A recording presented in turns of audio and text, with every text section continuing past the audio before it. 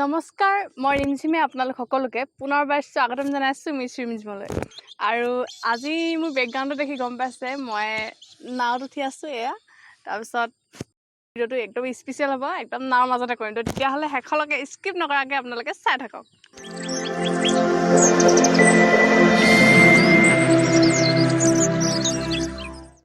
আজি মই আপোনালোকৰ বাবে আৰু এখন কিতাপৰ বিশ্লেষণ লৈ আহিছোঁ কিতাপখনৰ বিষয়ে কোৱাৰ আগতে মই দুটামান লাইন কৈ লওঁ সপোন সকলোৰে থাকে মোৰো আছে আপোনাৰো আছে আৰু ঠিক সপোনৰ সেই দেউকা লগা সপোনৰ এজন মানুহৰ মই আজি এখন কিতাপৰ বিশ্লেষণ কৰিবলৈ গৈ আছোঁ যিখন আত্মজীৱনী হয় আৰু কিতাপখন হয়তো আমাৰ মানে ভিডিঅ'টো চাই থকাসকলৰ প্ৰায় 60% মানুহে পঢ়িছে মই মানে কনফিডেণ্টলি কৈছোঁ যে 60% মানুহেতো চিয়ৰ পঢ়িছে কিতাপখন বেলেগ একো নহয় মোৰো এটা সপোন আছিল কিতাপখনৰ লেখক ডক্টৰ ৰুবুল মাউত এইখন আচলতে এখন আত্মজীৱনীমূলক কিতাপ যিখন মানে আমাৰ জীৱনত ইমান বেছি মটিভেশ্যনেল হ'ব পাৰে মানে আপোনালোকে যিসকলে পঢ়িছে তেওঁলোকেতো গম পাইছে আৰু নপঢ়াসকলকো মই কওঁ আচলতে কিতাপখন মিছা নকওঁ কিতাপখন মই 10 বাৰৰ ওপৰত পঢ়িছোঁ একদম সঁচা কথা কৈছোঁ 10 বাৰৰ ওপৰত পঢ়িছোঁ আৰু প্ৰত্যেকবাৰে মই আচলতে কিতাপখন তেতিয়া বেছি পঢ়োঁ যেতিয়া মানে খুব মনটো বেয়া লাগে পঢ়া শুনাৰ প্ৰতি মন নাইকিয়া হৈ যায় এইবোৰ আৰু দেশৰ পৰিস্থিতি কি জানে পঢ়া শুনা কৰি কি কৰিম এনেকুৱা ধৰণৰ কথা থাকেতো তো তাৰপিছত কিতাপখন মই উলিয়াই লওঁ আৰু মোৰ মানে সেই ভাগি যোৱা মনটো আকৌ যোৱা লাগি যায় কিতাপখনত ইমান ধুনীয়াকৈ সেই দৰিদ্ৰ অৱস্থাৰ পৰা নিজকে আমেৰিকাত প্ৰতিষ্ঠা কৰালৈকে মানে ইমান ধুনীয়া বিশ্লেষণ দিয়া আছে নহয় মই আপোনাক হয়তো ভাষাৰে বৰ্ণনা কৰি বুজাব নোৱাৰিম মোৰো এটা সপোন আছিল এই কিতাপখন ডক্টৰ ৰুবুল মাউতদেৱে তেখেতৰ আত্মজীৱনী ৰূপে লিখিছে আৰু কিতাপখনৰ আটাইতকৈ ইণ্টাৰেষ্টিং পাৰ্টটো মই আপোনাক ক'ম কিতাপখন 2017 চনত লিখি উলিয়াইছিলে আৰু 17 চনতে মানে কিতাপখনক দুটা সংস্কৰণ প্ৰকাশ পাইছে দ্বিতীয়বাৰ প্ৰকাশ কৰিছে 2017 চনতে তাৰপিছত 2018 চনততো 4বাৰ কৰিছে চ' কিমান মানে এখন আমি পঢ়িবলগীয়া কিতাপ এই বস্তুবিলাক চালে দেখি পোৱা যায় ডক্টৰ ৰুবুল মাউত বৰ্তমান ৱাশ্বিংটন ইউনিভাৰ্চিটিৰ এজন গৱেষক বিজ্ঞানী তেখেতে সৰুৰে পৰা যিমান বেছি সংগ্ৰাম কৰিলে তেখেতৰ জীৱন ধাৰাৰ পৰা এই কিতাপখন পঢ়াৰ পৰা আমি বুজি পাওঁ তেখেতৰ বিশাল মনটো সৰু সৰু সপোনৰ পৰা তেখেতে কিদৰে এদিন আমেৰিকাৰ দৰে এখন দেশলৈ এখন সৰু গাঁৱৰ পৰা কিদৰে আচলতে এখন আমেৰিকাৰ দৰে দেশলৈ ঢাপলি মেলিছিলে খুব সুন্দৰভাৱে এই কাহিনীটো বিশ্লেষণ কৰা আছে কিতাপখনত আমিতো বহুত বেছি পাইছোঁ জীৱনত যে মানে পঢ়া শুনা ক্ষেত্ৰতে হওক বা যিকোনো ক্ষেত্ৰতে ইমানবিলাক পায়ো আমি একো কৰিব পৰা নাই কৰিব যে পাৰিব লাগে সেই বস্তুটো মানে আমাৰ মনত সোমাই যায় আমাৰ সকলোৰে সপোনবোৰ একান্তই আমাৰ নিজৰ আমি আমাৰ সপোনটো কিদৰে ফলৱৰ্তী কৰোঁ সেয়া আচলতে আমাৰ ওচৰত থাকে বেলেগ ঢেৰ ঘাত প্ৰতিঘাত আহিব পাৰে এই কথাবিলাক ৰুবুল মাউতদেৱৰ এই কিতাপখনত ইমান ধুনীয়াকৈ বৰ্ণনা কৰা আছে আচলতে তেওঁ আমাৰ দৰে আপোনাৰ বা মোৰ দৰেই আমাৰ দৰে এখন সাধাৰণ গাঁৱৰ সাধাৰণ শিশু আছিলে তেখেতে সৰুৰে পৰা সপোন দেখিবলৈ ষ্টাৰ্ট কৰিছিলে কিন্তু তেওঁ সপোন দেখাতে নিজক ধৰি ৰখা নাছিলে তেখেতে সেই সপোনক বাস্তৱ কৰাৰ কোনো ক্ৰুটি ৰখা নাছিলে আমিতো আৰু কিবা এটা হ'লে ভাগি পৰোঁ ন অবভিয়াছলি মই কেতিয়াবা মানে বহুত এনেকুৱা হয় যে ডিম'টিভ হৈ যাওঁ সাধাৰণ কিবা এটা হৈছে ডিম'টিভ হৈ গৈছোঁ এইটো বেয়া কথা মই নিজেও অনুভৱ কৰিছোঁ আৰু এই কিতাপখন পঢ়াৰ পিছত একচুৱেলি মই মানে বস্তুটো বহুত বেছিকৈ অনুভৱ কৰোঁ সেইকাৰণে চাগে মনটো বেয়া লাগিলে মই কিতাপখন উলিয়াই লওঁ ফলত মানে শেষৰ ফাললৈ ইমান ধুনীয়াকৈ বৰ্ণনা কৰা আছে এম এ কৰাৰ পিছত আমাৰ মানে কি স্ক'প থাকে নেট কেনেকৈ ক্লিয়াৰ কৰিব লাগে কিমান বেছি কষ্ট কৰিব লাগে আৰু আটাইতকৈ ইণ্টাৰেষ্টিং কথা মোৰ মানে কথাটো ভাবিলে আচৰিত লাগে তেখেতে আমেৰিকাত থাকোঁতে কোনোবা এটা এক্সাম মই একচুৱেলি পাহৰি গৈছোঁ একজেক্টলি 5000 ইংৰাজী শব্দ মুখস্থ কৰিছিলে মাত্ৰ 3 মাহৰ ভিতৰত কিমান কষ্ট 5000 ইংৰাজী শব্দ 3 মাহৰ ভিতৰত তেখেতে ক্লিয়াৰ কৰিছে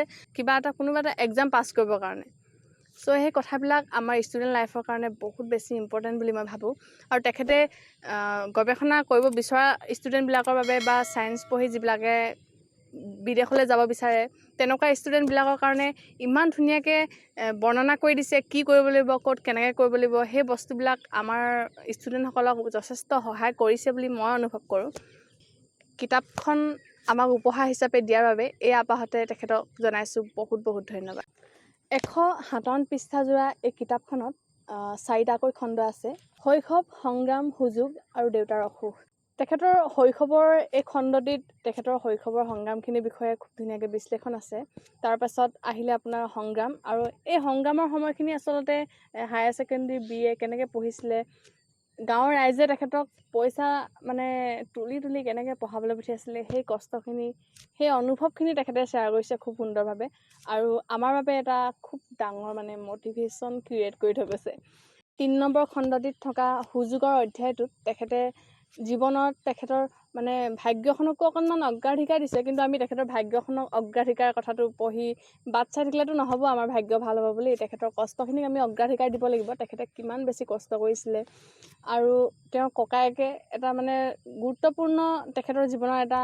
পাৰ্ট কাৰণ তেখেতে বহুত কষ্ট কৰিছে তেখেতৰ কাৰণে এজন মানুহ তেতিয়া সফল হ'ব পাৰে যেতিয়া তেখেতৰ লগত গোটেই পৰিয়ালটোৱে তেখেতক বহুত বেছি মানে তেখেতৰ প্ৰতি বিশ্বাস ৰাখে আস্থা ৰাখে হয় কিতাপখনত মাজে মাজে নেগেটিভিটি অলপ আছে তেখেতৰ ফেমিলিয়ে কেতিয়াবা তেখেতৰ ওপৰত আস্থা হেৰুৱাই যোৱাও মানে পৰিলক্ষিত হৈছে কিন্তু তাৰ মানে এনেকুৱা নহয় যে তেওঁলোকে তেওঁৰ ওপৰত একেবাৰে আশা এৰি দিছে মেইন কথাটো হ'ল তেখেতে পৰিয়ালটোক তেখেতৰ ওপৰত ভৰসা কৰিবৰ কাৰণে মানে তেখেতে নিজে প্ৰস্তুত কৰিছে নিজকে নিজে মানসিকভাৱে এইটো বহুত ডাঙৰ কথা কাৰণ পৰিয়ালটোৱে তেখেতৰ কাৰণে কিন্তু বহুত বেছি ছেক্ৰিফাইচ কৰিছে তেখেতৰ বিশ্বাস দেখি তেখেতৰ মানে একাগ্ৰতা দেখি পঢ়াৰ প্ৰতি চ' তেনেকুৱা ধৰণৰ কথাবিলাক আমি নিজৰ পৰিয়ালটোক নিজে বিশ্বাস দিয়াব লাগিব তাৰপিছত আমাৰ ওপৰত তেওঁলোকে বহুত বেছি ছেক্ৰিফাইচ কৰিব এয়া মোৰ নিজৰ বিশ্বাস আপোনালোকে কি কয় কমেণ্ট বক্স জনাই দিবলৈ নাপাহৰিব তেখেতৰ জীৱনৰ এটা পাৰ্টত আছে উল্লেখ আছে তেখেতৰ মানে সংগ্ৰামখিনি তাৰ লগত মোৰ ভাল লগা তেখেতৰ এটা মানে কি ক'ম নেচাৰ টাইপৰ মই নেচাৰ নিচিনাই অনুভৱ কৰি লৈছোঁ তেখেতৰ এইটো নেচাৰ হয় কি হয় মই কিন্তু অনুভৱ কৰি লৈছোঁ নেচাৰ বুলি তেখেতে কোনো ধৰণৰ কাম কৰিবলৈ লাজ কৰা নাছিলে তেখেতে সমান্তৰালভাৱে পথাৰলৈ গৈছিলে বজাৰলৈ গৈছিলে নিজৰ পৰিয়ালটোৰ কাৰণে কষ্টও কৰিছিলে তো এই কথাবিলাক যিটো হয়তো আমি নকৰোঁ এতিয়াও কাম কৰি বা তেনেকুৱা ধৰণৰ কৰি কিতাপ পঢ়িছে কিন্তু আমিবিলাকে হয়তো বহুত বেছি কনচিয়াছ নহয় যে ঘৰখনত কিবা এটা কৰিও আকৌ পঢ়িবলৈ যাম চ' তেখেতে কোনো ধৰণৰ কাম কৰিবলৈ লাজ কৰা নাছিলে সকলো কাম কৰিছিলে আৰু আজি সেই হয়তো তেখেত ডাক্তৰ ৰুবুল মাউত হৈ জিলিকি উঠিব পাৰিছে মোৰো এটা সপোন আছে এই কিতাপখনে যে আমাৰ উঠি অহা প্ৰজন্মক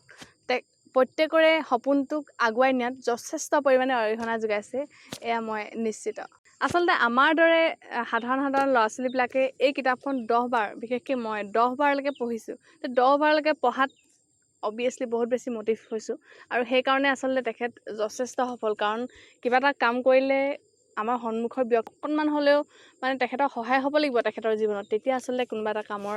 সফলতা থাকে বুলি মই অনুভৱ কৰোঁ গতিকে মই ভাবোঁ ডাক্তৰ ৰুবুল মাউতদেৱ বহুত বেছি ডাক্তৰ ৰুবুল মাউতদেৱৰ এই কিতাপখন পঢ়ি আচলতে মই বহুত বেছি পৰিমাণে উৎসাহিত হ'লোঁ নিজৰ এডুকেশ্যনেল লাইফতে হওক বা জীৱন সংগ্ৰামতে হওক যিকোনো ক্ষেত্ৰতে আৰু আচলতে কিছুমান এনেকুৱা ধৰণৰ হয় মানে আমি বহুতে সমালোচনা কৰে কিতাপক বা তেনেকুৱা ধৰণৰ কিন্তু মই কিতাপখনৰ বিফলতা সঁচা কথা ক'বলৈ গ'লে একদম বিচাৰি নাপালোঁ